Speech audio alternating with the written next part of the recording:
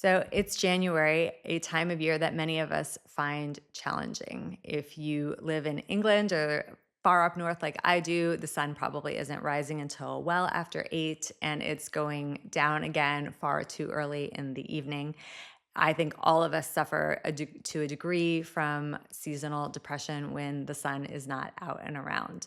And on top of this, we've just had the holidays. And even if you are trying your best to wall yourself off from the consumerist drive we all experience in December, chances are you may have spent a little more than you wanted to. You may have eaten some things that you were super tasty, but now aren't leaving you feeling amazing. And if you had some time off, maybe you got used to waking up a little bit later than you need to when you are back in routine.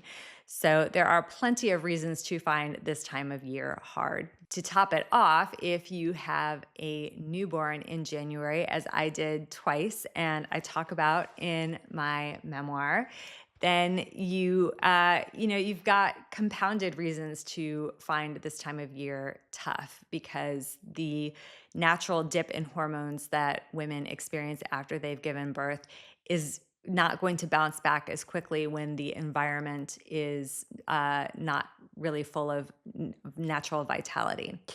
And today I wanted to talk a little bit about what that means for this time of year, things you can do to help yourself out, and what we can look for, how you can use this time to, in a non pressurized way, really anticipate all that is blooming and all that is to come for you in the future. I want to talk a little bit about postnatal anxiety and postnatal depression because these are terms that are often used together and they are similar. They could be like sisters, but they behave very differently in a person's psyche and in their body.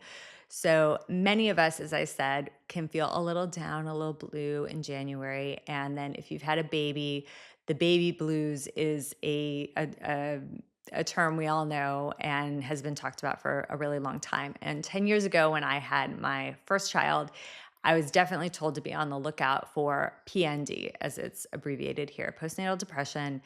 They said you'll likely experience it. It will be related to your hormones, and it'll peak around 3 days after you have your child, and then it will gradually get better and improve. And it was talked about in a vague way that. So I knew it was kind of coming, but I really had no idea what this was going to feel like. And so I was expecting to feel a little bit down. What I was not expecting at all, because no one mentioned this, was to experience really crippling anxiety. Anxiety that I had not experienced since I was a child.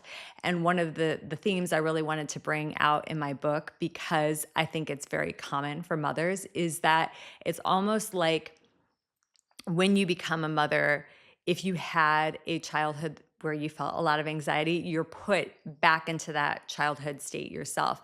I felt sensations in my body and I had experiences like mental trips that I had not experienced since I was a child. It really brought me back into that state of feeling totally out of control, powerless, at the whim and mercy of forces that were incomprehensible to me and unpredictable and wild. And I had no say, and I was just strapped in and along for the ride, and I couldn't get off the train. And that's what it felt like to me. And that's very different from, feeling a little down, feeling tired, feeling apathetic, feeling lethargic, lacking enthusiasm for things. I mean, I felt all of that too because it was January, because I just had a baby, because I was super depleted and needed, kind of shoring up with vitamins and good food and probably a sun lamp and, all kinds of things. The anxiety was a manic state. I was hyper fixated on really small aspects of my baby's lives because I experienced this again when I had the twins. I was super, super concerned anytime they got sick. I just immediately future tripped into this space where no one's sleeping, people are up in the night coughing, the fevers that won't come down, should I give medicine? No, you're not supposed to give medicine. Fever is a natural part of the process, but then your baby's crying because they're miserable. And I really felt like there was no way out. And of the two, the anxiety was far worse for me. I felt, as a friend put it to me after she read my book, she was like, I really appreciate the way you described all of this, because I now realize all these years later that I also had anxiety. I didn't have depression. And it's that feeling of being alone in a room of people because no one can understand what is going on inside your head. And people are trying to talk to you rationally about fears if you voice them, and trying to point out really obvious ways that everything you're freaked out about is unrealistic, but they can't permeate they can't permeate the mental noise. It's just impossible to reach you. And that is why I think so many people, even people with seasoned, meditation practices, or ways that they are accustomed to grounding themselves, finding them regulating their nervous system, can find that none of these things work, and they are completely just in the process. And that's really where I found myself. And I found metaphors for this mental state within stories in my own family line. So my father had experienced a cyclone. He lived in the Midwest when he was a boy, and a tornado came through and blew his house down. And that is exactly what I felt like happened to me. And he used to tell me the story because they had to go into the basement, and when he was the first person to open the door after the tornado passed, and he just saw blue sky, like everything was gone. And that's exactly how I felt. And in telling my story, in juxtaposing that with my own mental state, I could kind of see the experience as a pattern and as something that moves through people's lives in a variety of different ways, because not everyone is going to have a baby, not everyone can have a baby, but we all find ourselves in this place, this really tumultuous, wild, crazy place. And that it can be just as tough, or I might say, having experienced both, even more challenging than this really static depression, which is heavy and horrible, but isn't as it didn't the depression to me didn't feel as destructive also of my physical self, because the mania, like my heart would be racing, I couldn't sleep, I was constantly in motion. And that was really, really hard. So, some ways that people typically deal with these things are to look for external sources of help. And I am in no way saying that that is not a good thing to do, whether that's medication, or you're, you know, trying a therapist, or maybe you're just on Chat GPT these days. I'll talk about that more another time. But you're trying to make sense of this and trying to soften the experience in some way, and that's great and important. It's important to try things, and I certainly tried a lot of things, and I talk about this a lot in my book. A lot of what I tried was fine. Some of it was actually harmful, and a few things were just like a devastatingly bad idea. Your sense of what is viable is shaken because you're not in a place of clarity. So, of course, you're going to reach for things kind of randomly. Maybe these days you're just letting the algorithm inundate you with stuff, and hopefully something is useful.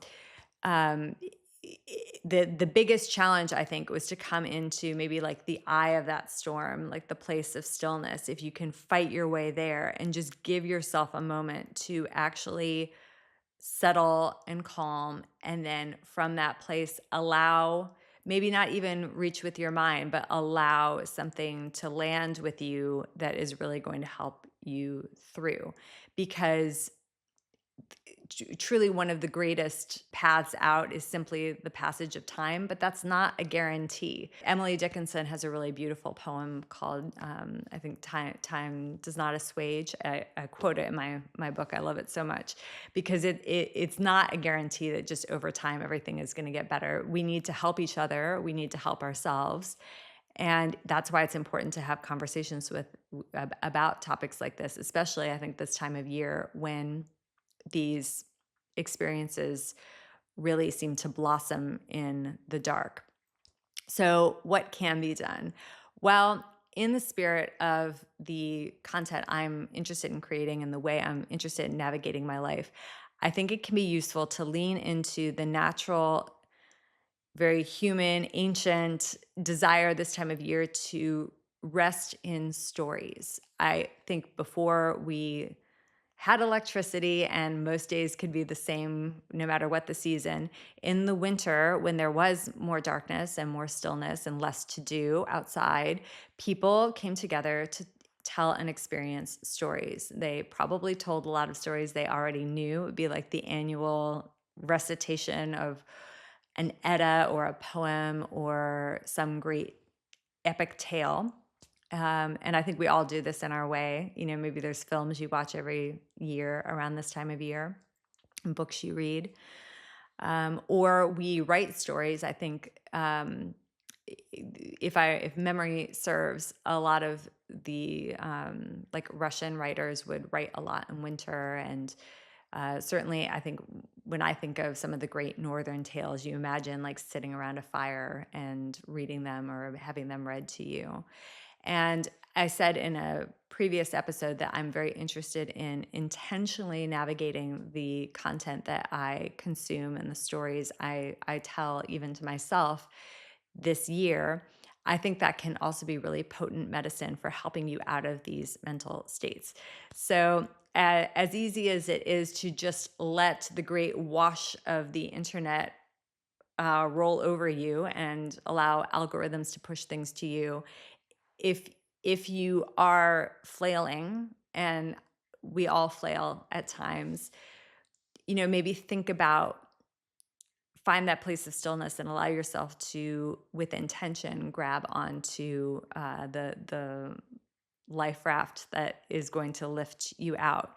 And I think stories can be really powerful, really amazing, life-saving life rafts, if you will. I feel that my own story could be one such, life-affirming story, navigational tool, you could even say, because I really consciously thought about how I got out of my own dark night of the soul, which all transpired this time of year because I had my children in December.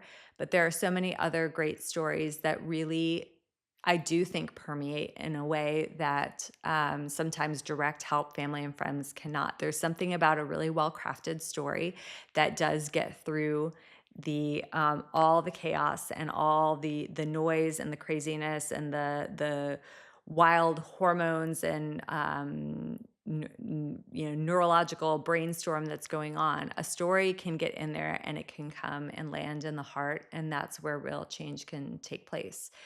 And we all are drawn to different things, and your choices don't have to make sense to anyone. But I think there's a range of stuff out there, and not all of it is going to be helpful. That was certainly my experience. I reached for a lot of things that weren't helpful. So if you can find yourself in even just a moment of calm and imagine what might be good for you, or remember, maybe it's about remembering stories that were comforts to you before and starting there. There's all kinds of ways to think about this. And I have my own kind of cultural immersion projects for 2026 that are brewing away. And I will be revealing them as time goes on. I don't want to serve you anything that's half baked. So I have to let the process kind of continue to marinate and come together. But I have my own planning underway for how I want to, story by story, creative venture by creative venture, come out of this dark part of the year into a beautiful landscape where I can feel good. So I hope that that's a useful paradigm for you. And if you have such a project in mind for yourself, I'd love to know what it is, and I look forward to sharing more about how I'm navigating that in future episodes. Thank you so much for tuning in. If you liked this, it would be great if you could leave a review if you are listening on Spotify or Apple or any of your other favorite podcast places. That helps us reach more people. And on YouTube, you could subscribe and like, that's helpful. And if you are interested in my book, it's available wherever good books are sold. Catch you next time.